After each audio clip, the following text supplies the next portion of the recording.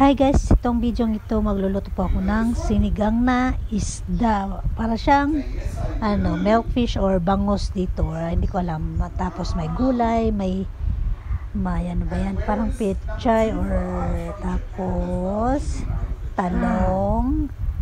Tapos ganyan, nagpakulo po ako ng sibuyas, luya, kamatis. Tapos may okra yan. Nilagay ko yung okra kaya medyo matagal-tagal siya.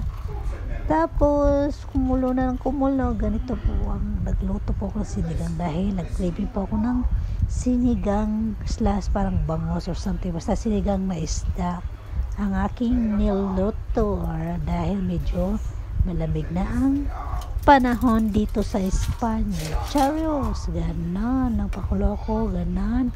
Tapos ilalagay ko pa ibang gulay. Yan, beans siya para at least may gulay para makulay ang aking buhay. Charot, ganon. Yan siya ang aking sinigang. Tapos nilagay ko yung talong para marami ang gulay. Pero ako lang po ang kumain nito dahil ayaw kumain ng aking partner ng sinigang na isda. Gusto niya lang sinigang na baboy. Syempre, hintayin ko po siya lumambot ang mga gulay bago ko po ilagay ang isda. Ganon. Syempre, titimplahan natin. Yan, medyo malambot na yata ang okra, talong o basta pinakuluan ko po ng pinakuluan para tisla. Nilagay ko na po ang isda.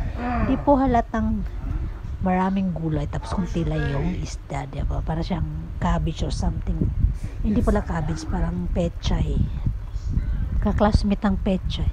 Ganon. Syempre tinimplahan ko po ng panggisa sinigang mix. Tapos nilagay ko po ng parang pechay, o ano ba na tawag dyan dito.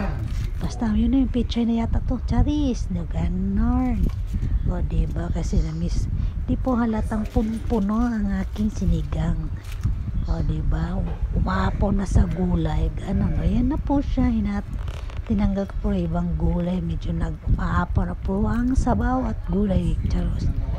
Ready to eat. Thank you for watching. Bye.